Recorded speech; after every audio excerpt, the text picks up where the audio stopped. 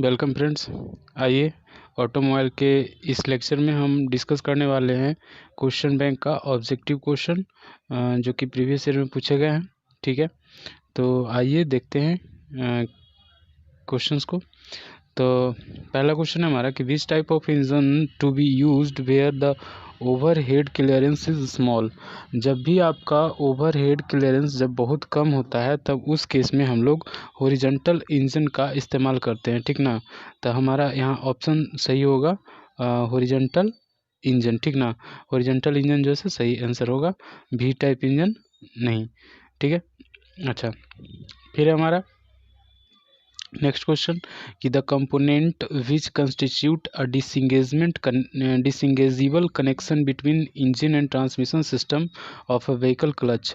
तो हम लोग देखे थे किसे जब लेआउट हम लोग पढ़ रहे थे तो उसमें देखे थे क्या, किसी इंजन होता है, इंजन के बाद आपका क्लच होता है, क्लच के बाद आपका गियर बॉक्स के बाद आपका यूनिवर्सल जॉइंट से कनेक्टेड प्रोपेलर शाफ्ट, फिर यूनिवर्सल जॉइंट से कनेक्टेड फाइनल ड्राइव, और फाइनल ड्राइव जो है से कनेक्ट होगा किसके साथ, तो डिफरेंशियल से। ये हमारा जैसे यहाँ से लेकर करके यानी कि गियर बॉक्स से लेकर के इधर का पूरा अरेंजमेंट जैसे ट्रांसमिशन सिस्टम कहलाता है और ये हमारा इंजन सिस्टम कहलाता है। ठीक है, तो ये दोनों के बीच में जो इंटरमीडिएट आ रहा है वो हमारा क्लच है। ठीक है, तो क्लच जो है इंगेजमेंट और डिसंगेजमेंट के लिए रिस्पॉन्सिबल होता है, इसलिए हमारा जो आंसर होगा वो क्लच होगा। ठीक है, अब आइए नेक्स्ट है हमारा कि the most commonly use friction material for clutch facing is the. Clutch facing करने के लिए हम लोग एस्बेस्टस का लाइनिंग की करते हैं क्लच प्लेट पे। ठीक है, और एस्बेस्टस जो है एक फ्रिक्शन मटेरियल होता है जिसकी जो है आपको फ्रिक्शन कोफिशिएंट काफ़ी ज़्यादा होती है, जिसके वजह से हम लोग इसका इस्तेमाल करते हैं। ठीक है, तो फ्रिक्शन को बढ़ाने के लिए फ्रिक्शन प्लेट पे हम लोग एस्बेस्टस की लाइनिंग करते हैं। ठीक है, अच्छा अब आते हैं नेक्स्ट क्वेश्चन पे कि a universal joint allows the propeller shaft to. एक यूनिवर्सल जॉइंट जो है प्रोपेलर शाफ्ट को किस तरह से हेल्प करता है उसको पावर को ट्रांसमिट करने में, तो किसी एंगल पे वो टॉर्क को ट्रांसफ़र करने देता है। ठीक ना, हम लोग यूनिवर्सल जॉइंट के बारे में अगर देखें तो ये कुछ इस तरह से जॉइंट होता है। अगर हम देखें ये क्रॉस किया हुआ इस तरह से आपका जॉइंट बनता है। ठीक है, और ये जो है दो शाफ्ट के बीच जो है किसी खास एंगल पे किसी भी एंगल पे टॉर्क को ट्रांसमिट करने देता है। ठीक है, तो इसका जो आंसर होगा आपका वो होगा क्या कि transfer torque eight an angle. ठीक है, टॉर्क को किसी एंगल पे ट्रांसफ़र करने देता है। ठीक है, अब बात करते हैं कि which type of gear is not used in the final driving gear system. तो फाइनल ड्राइव में हम लोग देखे थे कि बेवल गियर का इस्तेमाल किया जाता है। क्यों, क्योंकि पावर जो है वो आपका ट्रांसमिट होता है 90 डिग्री पे। ठीक है, तो पावर ट्रांसमिट होगा अगर 90 डिग्री पे तो ये इंक्लाइंड गियर होना चाहिए, यानी इस तरह का इंक्लाइंड गियर होना चाहिए आपका, और इस तरह के गियर्स को हम लोग बोलते हैं बेवल गियर या हाइपोइड गियर्स का इस्तेमाल किया जाता है। तो स्पाइरल बेवल गियर हो या फिर स्ट्रेट टीथ बेवल गियर हो, दोनों ही इस्तेमाल किए जा सकते हैं। बेवल गियर एक्चुअली में होना चाहिए क्योंकि जो है पावर का ट्रांसमिशन जो है यहाँ पे इस डायरेक्शन से इस डायरेक्शन में कन्वर्ट करना होता है, यानी कि 90 डिग्री पे हमको कन्वर्ट करना होता है, इसलिए बेवल गियर का इस्तेमाल किया जाता है। तो यहाँ पे पूछा गया कि कौन जो है से यूज नहीं किया जाता है, तो आपका ऑप्शन था एक स्ट्रेट टीथ बेवल गियर, और एक था स्पाइरल बेवल गियर, और एक था आपका हाइपोइड गियर, और एक स्पर गियर। तो जो है हम यहाँ पे आपका स्पर गियर जो है से इस्तेमाल नहीं किया जाता है। ठीक है, तो स्पर गियर आपका आंसर हो जाएगा। ठीक है, ये स्पर गियर आपका आंसर है। नेक्स्ट आते हैं कि थिन लाइनर्स ऑफ जिंक और any soft materials are inserted between the blades of leaf springs to.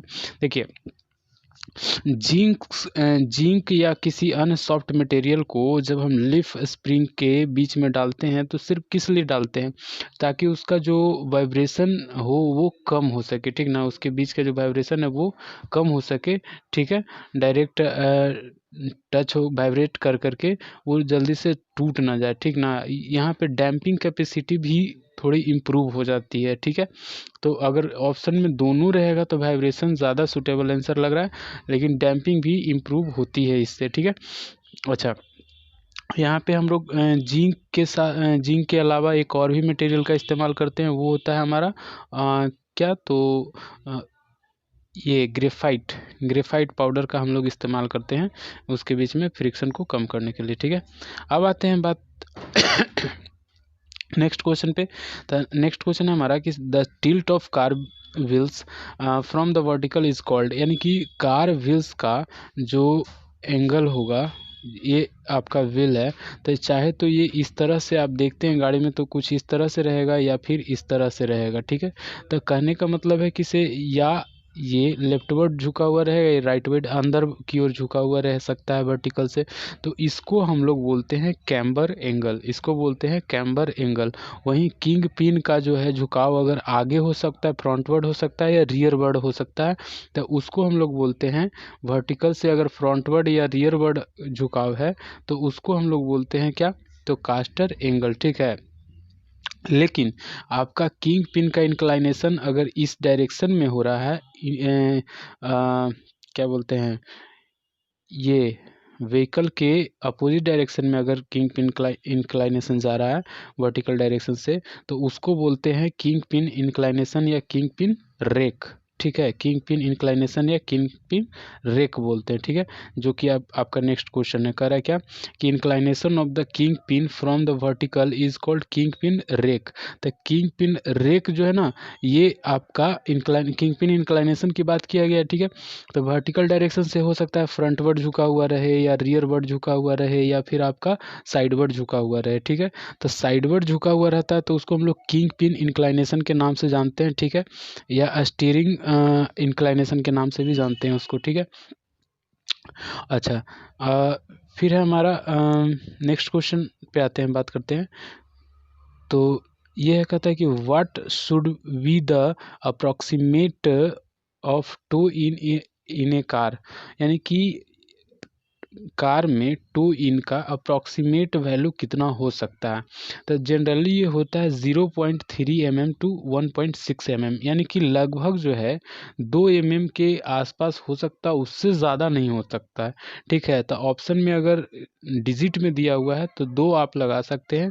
ठीक है, 2 से ज़्यादा नहीं होना चाहिए टू इन का मान, नहीं तो आपका टायर बियर बहुत ज़्यादा होने लगता है। ठीक है, फिर आपका आता है नेक्स्ट क्वेश्चन कि the steering ratio for manual steering of cars is approx. The ये स्टीयरिंग रेशियो जो होता है वो आपका 12 से लेकर के 20 के बीच में होता है। ठीक है, तो जनरल अगर आपको वन वन डिजिट का अगर आंसर है तब 15:1 जैसे ज़्यादातर आंसर जैसे बुक्स में दिए गए हैं। ठीक है, 15:1 या फिर मिनिमम को अगर लेकर के चला जाए तो वो आपका 12:1 होता है। ठीक है, मैक्सिमम जो है 20:1 हो सकता है। ठीक है, अब आते हैं नेक्स्ट क्वेश्चन पे कि master cylinder in automobile is associated with.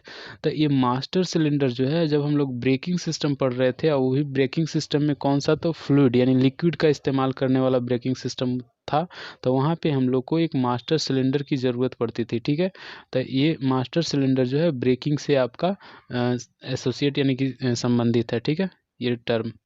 अब आते हैं what type of brakes are usually employed on cars, यानी कि कार में कौन से ब्रेक्स आजकल इस्तेमाल किए जा रहे हैं। तो हाइड्रोलिक ब्रेक्स और डिस्क ब्रेक का इस्तेमाल जो है से आजकल बहुत ज़्यादा हो रहा है। तो हाइड्रोलिक ब्रेक्स ये क्वेश्चन बैंक के हिसाब से आपका हाइड्रोलिक्स ब्रेक्स है। और अब अभी भी जो है से आपका आंसर चेंज नहीं है, हाइड्रोलिक ब्रेक्स जो है ज़्यादा प्रिफरेबल है, क्योंकि डिस्क ब्रेक में भी आपका हाइड्रोलिक सिस्टम का इस्तेमाल होता है। ठीक है, अच्छा फिर हमारा नेक्स्ट क्वेश्चन कि how many types of automobile tyres are there, यानी ऑटोमोबाइल्स में कितने तरह के टायर्स होते हैं। तो जनरल अगर बात करें तो 2 ही तरह के टायर होते हैं, एक होता है हमारा ट्यूब टायर और एक होता है हमारा ट्यूबलेस टायर। ठीक है, तो ट्यूब और ट्यूबलेस टायर हमारा 2 तरह के टायर होते हैं, तो ये हमारा आंसर जो है से 2 हो जाएगा। ठीक है, कहता है कि the term ply rating as applied to a tyre refers to the term ply rating जो होता है, ये किसी टायर में प्लाई की शक्ति को दर्शाता है, यानी कि उसके स्ट्रेंथ को दर्शाता है ना। अगर मान लेते हैं किसी टायर का रेटिंग अगर 7 प्लाई रेटिंग किया हुआ है, तो इसका मतलब है कि उस टायर को बनाने में 7 प्लाई की ताकत लगी है। ठीक ना, यानी 7 प्लाई इसमें लगा करके बनाया गया। ठीक है, तो ये उसका रेटेड स्ट्रेंथ को दर्शाता है। अब अगर बात करें हम wheel base of a vehicle refers to, तो ये व्हील बेस के बारे में हम बात किए थे, व्हील बेस व्हील ट्रैक के बारे में। तो ये अगर हम इस तरह से लेआउट अगर देखें तो ये हमारा फ्रंट एक्सल, ये रियर एक्सल। तो इसके मिडिल से, इसके एक्सिस के मिडिल से जो डिस्टेंस अगर हम मेजरमेंट करें दोनों एक्सल के बीच का, तो इसको हम लोग कहते हैं क्या, तो व्हील बेस कहते हैं, ठीक ना। जबकि ये जो आपका ये वाला जो व्हील है और ये वाला जो व्हील है, ये व्हील के बीच का जो डिस्टेंस होता है उसको बोलते हैं व्हील ट्रैक, ठीक है। ये चीज़ हम लोग अपने लेक्चर में कर चुके हैं। फिर हमारा किसे कार्बोरेटर यूज्ड इन, तो कार्बोरेटर का इस्तेमाल जो है हम लोग पेट्रोल इंजन में करते हैं एयर फ्यूल मिक्सचर को बनाने के लिए, ठीक ना। ये हमारा एयर फ्यूल मिक्सचर को बना करके देता है, क्योंकि डीजल में हम लोग जो है इंजेक्टर का इस्तेमाल करते हैं, क्योंकि इसमें डीजल इंजन में हम लोग को एयर फ्यूल मिक्सचर बनाने की ज़रूरत नहीं पड़ती है। हम लोग एयर को कंप्रेस करते हैं और उस कंप्रेस्ड एयर में ही डायरेक्ट हम लोग डीजल को इंजेक्ट करवा देते हैं, ठीक है। तो इंजेक्टर का इस्तेमाल होता है डीजल इंजन में या फिर कंप्रेशन इग्निशन इंजन में, जो कि आपका नेक्स्ट क्वेश्चन है भी, क्या कि इंजेक्टर इज यूज्ड इन, तो कंप्रेशन इग्निशन इंजन या डीजल इंजन, ठीक है। अब बात करता है कि for the same compression ratio which one is more efficient. अगर सेम कंप्रेशन रेशियो है तो वहाँ पे ऑटो साइकिल का जो है इफिशियंसी ज़्यादा होता है, तो ऑटो साइकिल में आपका पेट्रोल इंजन आता है, यानी कि पेट्रोल इंजन जो है से ज़्यादा इफिशियंट होगा, ठीक है, सेम कंप्रेशन रेशियो के लिए। अब आते हैं नेक्स्ट, बात करते हैं कि a dynamo is provided in an automobile to. Dynamo का काम होता है मैकेनिकल एनर्जी को इलेक्ट्रिकल एनर्जी में कन्वर्ट करना, ठीक है। तो ये मैकेनिकल एनर्जी को इलेक्ट्रिकल एनर्जी में कन्वर्ट करेगा, ठीक है। अब नेक्स्ट क्वेश्चन पे आते हैं कि the torque available at the contact between wheel and road is known as. तो ये व्हील और रोड के बीच में जो टॉर्क हमारा मिलता है, यानी कि ये जो इंजन के द्वारा जो पावर सप्लाई होती है, तो उसके कारण से जो चक्का घूमने के लिए जो फोर्स लगता है, उस फोर्स को हम लोग बोलते हैं ट्रैक्टिव इफर्ट, यानी कि ट्रैक्टिव फोर्स। ये हमारा ट्रैक्टिव इफर्ट कहलाएगा, ये टॉर्क जो होगा सो, ठीक है। ये सारा फोर्स को मैनेज करके, यानी कि बैलेंस करके आगे बढ़ने के लिए हमारा फोर्स अवेलेबल करवाता है, ठीक है। ट्रैक्टिव इफोर्ट ही जो है व्हीकल को चलने के लिए रिस्पॉन्सिबल भी होता है। अब आता है कि clutch facing are usually attach to the plate by the clutch facing जो है, इसको हम लोग ब्रास के बने हुए रिवेट्स के इस्तेमाल से हम लोग उसको अटैच करते हैं, यानी कि उसको जोड़ते हैं, ठीक ना। प्लेट्स को एक दूसरे के साथ अटैच किया जाता है, ठीक है। बोल्टेड कह सकते हैं, रिवेट ज्वाइंट कर सकते हैं, ज्वाइंट उसको किया जाता है, ठीक है। अच्छा, नेक्स्ट है हमारा कि the material used for cylinder block are. ये चीज़ हम लोग कर चुके हैं इंजन के पोर्शन में, ठीक है। क्या कि मटेरियल जो सिलेंडर ब्लॉक को बनाने में जो इस्तेमाल होता है वो होता है कास्ट आयरन या एल्यूमिनियम एलॉय का इस्तेमाल करते हैं। सिलेंडर ब्लॉक हो या सिलेंडर हेड हो, दोनों ही में आपको कास्ट आयरन या एल्यूमिनियम एलॉय का इस्तेमाल किया जाता है, ठीक है। फिर कहता है कि the stroke of engine is the stroke length जो है वो आपको किसी भी सिलेंडर, जैसे ये आपका सिलेंडर है तो स्ट्रोक लेंथ है, ये आपका बॉटम डेड सेंटर है, ये सॉरी टॉप डेड सेंटर है, टीडीसी इसको बोलते हैं। और ये आपका जो है, ये आपका टीडीसी है, ठीक है। और ये आपका जो है बीडीसी है, ठीक है। तो होगा ये कि यहाँ से लेकर करके यहाँ तक पिस्टन मूव करता है, ठीक है। यानी ऊपर से नीचे, नीचे से ऊपर पिस्टन का मूवमेंट का जो लेंथ होता है, इसी को बोलते हैं स्ट्रोक लेंथ, ठीक है। तो स्ट्रोक जो हो गया वो क्या हो गया हमारा, टॉप डेड सेंटर से बॉटम डेड सेंटर के बीच का डिस्टेंस ही क्या कहलाता है, स्ट्रोक लेंथ कहलाता है, ठीक है। अगर बोर की बात करेगा ना, तो इसका जो डायमीटर होता है वही उसका बोर कहलाता है, बोर डायमीटर, ठीक है। अब आते हैं the compression ratio for petrol engine is nearly.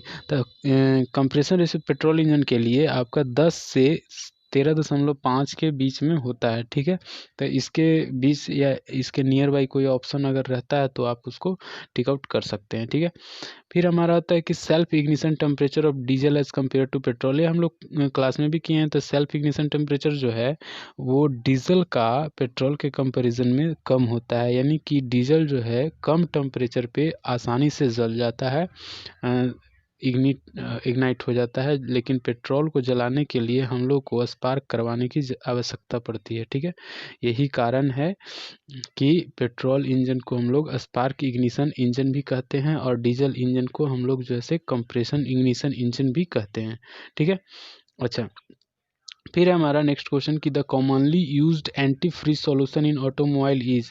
तो ये एंटी फ्रीज सॉल्यूशन जो है हम लोग इथाइलिन ग्लाइकॉल जो है इस्तेमाल करते हैं।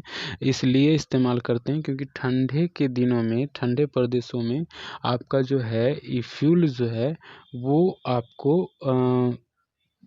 जमने के चांसेस बढ़ जाते हैं, ठीक है। तो उसके लिए हम लोग क्या करते हैं कि इथाइलिन ग्लाइकोल को मिक्स करते हैं और उसको जो है इम्प्योर कर देते हैं। तो इम्प्योरिटी, जब भी आप किसी भी मटेरियल को इम्प्योर करते हैं तो उसकी फ्रीजिंग पॉइंट जो है वो और घट जाती है, ठीक ना। तो घट जाएगी तो अब वो जितना मान लेते हैं कि अगर 0 डिग्री सी पे वाटर अगर जम जाता है तो उसमें अगर मान लेते हैं नमक मिला देते हैं या कोई इम्प्योरिटी मिला देते हैं तो उसका फ्रीजिंग पॉइंट घट जाएगा, वो -10 -20 इस तरह के टेम्परेचर पे जा कर के वो फ्रीज करेगा। तो उसको बोलते हैं एंटी फ्रीज सॉल्यूशन, ठीक है।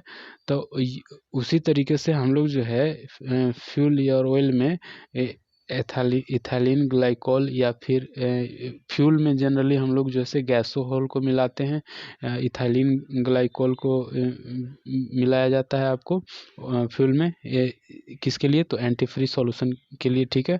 और हम लोग उसको क्या करते हैं, किसे, टेम्परेचर को कम करने के लिए, यानी कि उसके फ्रीजिंग टेम्परेचर है उसको कम करने के लिए ऐसा करते हैं, ठीक है, ताकि जो है से गाड़ी चल सके। अब देखिए नेक्स्ट क्वेश्चन है हमारा, in a single dry plate clutch torsional vibrations are absorbed by. तो ये टॉर्जनल वाइब्रेशन जो है ये कॉइल स्प्रिंग के द्वारा आपको एब्जॉर्ब किया जाता है, जिसमें हमारा जो है उसको ट्रोजनल स्प्रिंग्स भी कहे जाते हैं, ठीक ना। दो तरह के स्प्रिंग आपको पढ़ने के लिए होता है सिंगल प्लेट क्लच में, एक होता है हमारा क्यूसन स्प्रिंग्स, एक होता है कॉइल स्प्रिंग।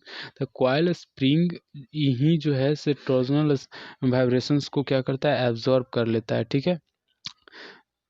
ये हुआ। फिर हमारा है नेक्स्ट कि camber angle is associated with.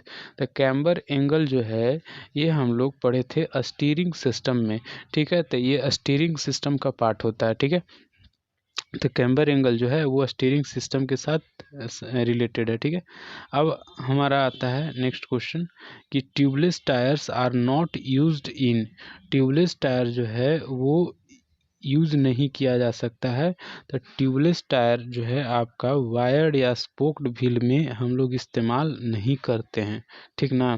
Tubeless tyre का इस्तेमाल जो है वायर या स्पोक्ड व्हील में इस्तेमाल नहीं होता है, ठीक ना। उसमें हम लोग को फ्लैट सरफेसेस चाहिए होता है, उसमें ग्रुप्स बने होते हैं स्पोक्ड वाले में, तो वो जो है आपका एयर जो है लीक कर जाता है, क्योंकि हम लोग उसमें टायर में ही हवा भर देते हैं, ठीक है। तो ये हमारा सही आंसर होगा वो होगा वायर्ड या स्पोक्ड व्हील।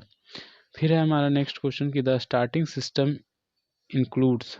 स्टार्टिंग सिस्टम में क्या क्या चीज़ें होती हैं। तो सिंपल सा ये हम लोग स्टार्टिंग सिस्टम जब पढ़ रहे थे तो देखे थे कि स्टार्टिंग सिस्टम में बैटरी होती है, स्टार्टर होता है और इग्निशन स्विच होता है, बस यही 3 चीज़ मेन कंपोनेंट्स के रूप में उसमें आते हैं।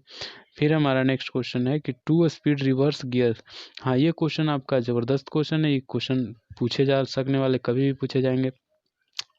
2 speed reverse gears arrangement is generally provided in case of. हम लोग ट्रैक्टर को अगर देखें तो उसमें रिवर्स में भी चलने की स्पीड काफ़ी होती है, ठीक है। वो काफ़ी स्पीड से रिवर्स में भी चल सकता है, ठीक है। तो ये जो कंडीशन है वो इसलिए होता है क्योंकि उसमें रिवर्स में 2 स्पीड दिया जाता है, 2 स्पीड्स गियर दिए जाते हैं, ठीक है। तो इसीलिए जो है आपका 2 स्पीड रिवर्स गियर अरेंजमेंट आपको किस में दिया जाता है, तो ट्रैक्टर्स में दिया जाता है, ऐसा हम लोग देखे हैं, ठीक है। डैम्पर जो है ऑटोमोबाइल में किस लिए इस्तेमाल किया जाता है?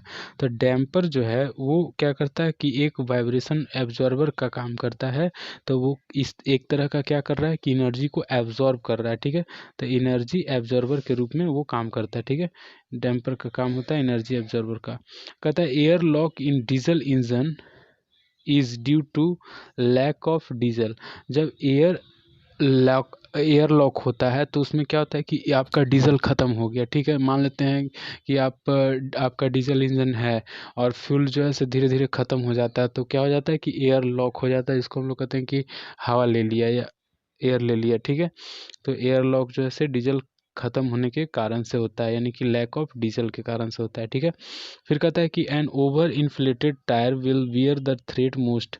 अगर ओवर इन्फ्लेटेड है तो इसका मतलब है कि टायर कुछ इस तरह से दिखेगा रोड पे, इस तरह से दिखेगा, यानी कि सेंटर पे वो ज़्यादा फुला हुआ दिखेगा। तो सेंटर पे ज़्यादा फुला हुआ रहेगा तो किनारे किनारे पे तो उसमें रोड टच कर ही नहीं रहा है, सेंटर पे ज़्यादा टच कर रहा होगा, ठीक है। तो क्या होगा कि इससे रोड के कांटेक्ट में आने वाला सेंटर पॉइंट जो है सो वो ज़्यादा घिसेगा, ठीक है, ज़्यादा वियर करेगा। तो यहाँ पे पूछा भी गया क्या कि an over inflated tyre will wear the threat most. वो कहाँ पे ज़्यादा घिसेगा? तो सेंटर पे ज़्यादा घिसेगा, ठीक है। अच्छा, फिर हमारा होता है next question, telescopic shock absorber is type of suspension system का टाइप है। टेलीस्कोपिक शॉक एब्जॉर्बर जो है से आपका एक सस्पेंशन सिस्टम का पार्ट होता है, ठीक है। तो ये हमारा 35 क्वेश्चन था जो अलग अलग तरह के 2 ईयर्स के थे, ठीक है। तो इसको आप कर लीजिएगा। उम्मीद है कि आगे आपको क्वेश्चन जैसे बनाने की क्षमता और भी डेवलप हुई होगी और ये याद भी हो गया होगा। Thank you.